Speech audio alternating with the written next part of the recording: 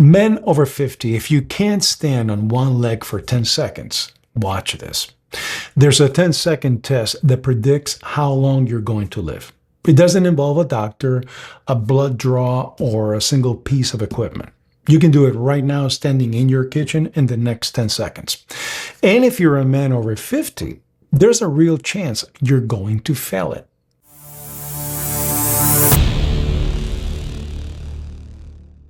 Here's the test. Stand on one leg, eyes open, hands at your sides, looking straight ahead at a fixed point. Hold it for 10 seconds without grabbing onto anything. That's the whole thing.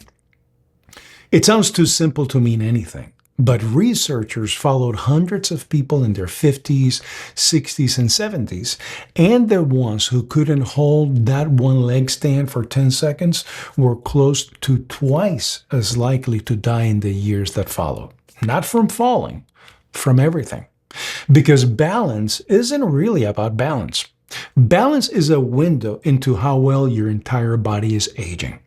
If your balance is quietly failing, it usually means your strength, your nerves, and your reflexes are quietly failing too.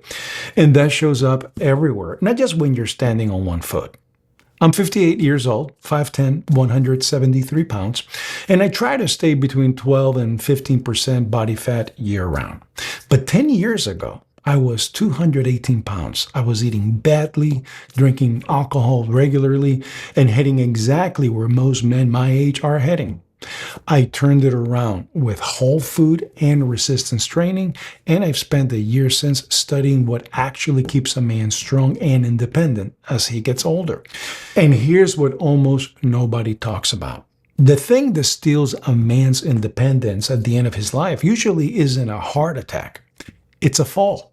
One fall, one broken hip, and a strong, capable man is suddenly in a hospital bed, then a walker, then dependent on other people for the rest of his life.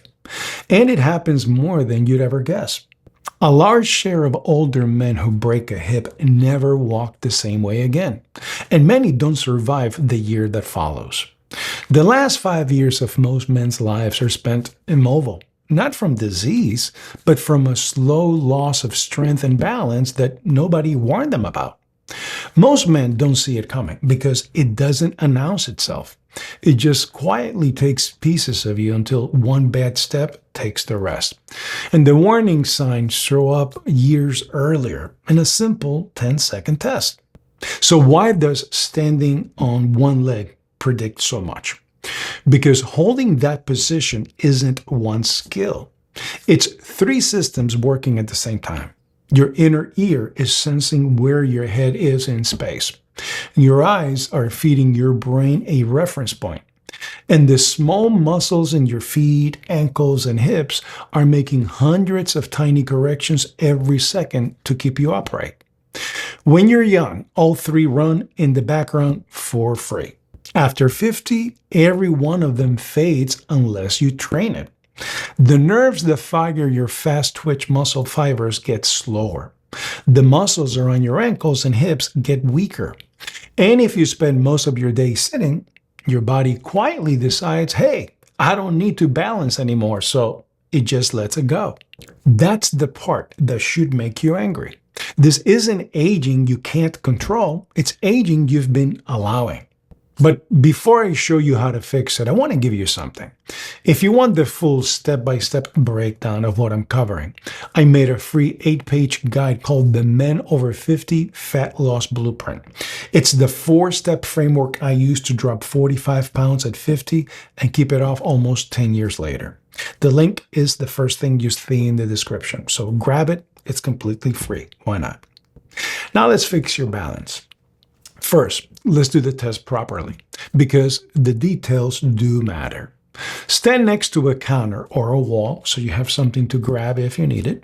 Stand on one leg, keep your eyes open, arms relaxed at your sides, and look at a fixed point in front of you. 10 seconds, eyes open. That's the version the research is actually built on. If you close your eyes, the test gets dramatically harder, and that's an advanced progression, not the standard. So don't let anyone tell you different. Try it on both legs because almost everyone has a weaker side. I know I do. Mine is the right.